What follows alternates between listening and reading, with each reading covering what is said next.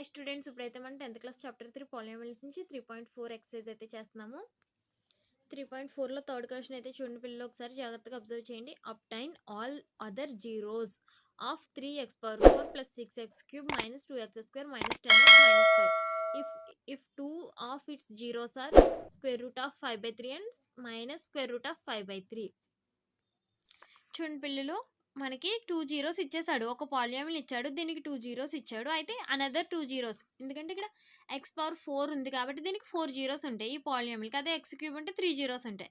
ఈ విషయం మనకి బేసిక్స్లో మనం చెప్పుకున్నాము. అయితే ఇప్పుడు ఇక్కడ ఆల్రెడీ 2 జీరోస్ ఇచ్చాడు, అనదర్ 2 జీరోస్ని మనం ఫైండ్ అవుట్ చేయాలి. ఫస్ట్ గివెన్ పాలినామియల్ f(x) తీసుకున్నాము. గివెన్ 2 జీరోస్ ఆర్, ఇచ్చిన 2 జీరోస్ని ఆల్ఫా బీటా తీసుకున్నాము. మనకి ఆల్ఫా బీటా ఇచ్చినప్పుడు ఆ క్వాడ్రాటిక్ ఈక్వేషన్ ఫైండ్ అవుట్ చేయడానికి ఫార్ములా తెలుసు కదా. ఏంటది? క్వాడ్రాటిక్ ఫార్ములా పాలినామియల్కి k into x² minus alpha plus beta into x plus alpha beta. First alpha plus beta value and alpha into beta value అయితే find out చేద్దామని చూడండి.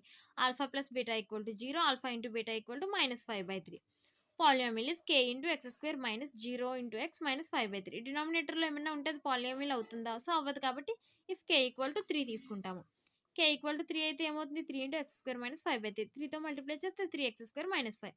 g(x) అనేది ఏంటి? 3x² minus 5. ఇప్పుడు మనకి ఇచ్చిన పాలినామియల్ f(x) ఉంది. ఇక్కడ మనం g(x) అనేది ఫైండ్ అవుట్ చేసాము. ఇప్పుడు ఈ g(x)తో f(x)ని డివైడ్ చేయాలి. ఆల్రెడీ మనం ప్రీవియస్ క్లాసుల్లో చేసినట్టుగా.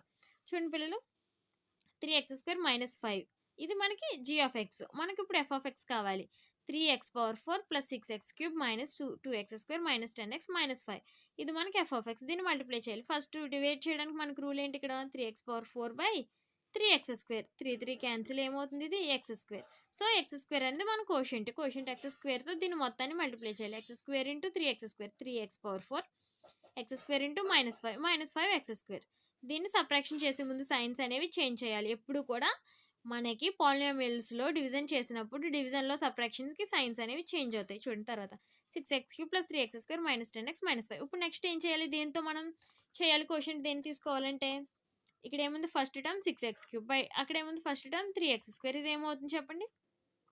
2x. రైట్, అర్థమైందా? సో మన కోషెంట్ అనేది ఇక్కడ 2x. ఇప్పుడు ఈ 2xతో దీన్ని మల్టిప్లై చేయాలి. 2x ఇంటూ 3x² ఏమవుతుంది? 6x³. 2x into -5 minus 10x. Subtraction చేస్తే 3x² మైనస్ 5. ఇప్పుడు 1తో చేసామనుకో, అది ఎలా చేయాలి చూడండి. ఫస్ట్ టర్మ్ 3x², అలానే మనకి ఇచ్చిన g(x)లో ఫస్ట్ టర్మ్, సో 1. అందుకని మనం 1తో దీన్ని మల్టిప్లై చేస్తే 0, రిమైండర్ 0 వచ్చింది. ఇక్కడ మనకి ఏమొచ్చింది? q(x). ఈ q(x)కి మనం ఫ్యాక్టరైజేషన్ చేయాలి ఇప్పుడు. రైట్, అర్థమవుతుందా పిల్లలు? చూడండి, from division algorithm f(x) is equal to g(x) into q(x) plus r(x). ఇక్కడ మనకి ఏంటి? f(x), q(x), g(x), q(x), r అనేది 0.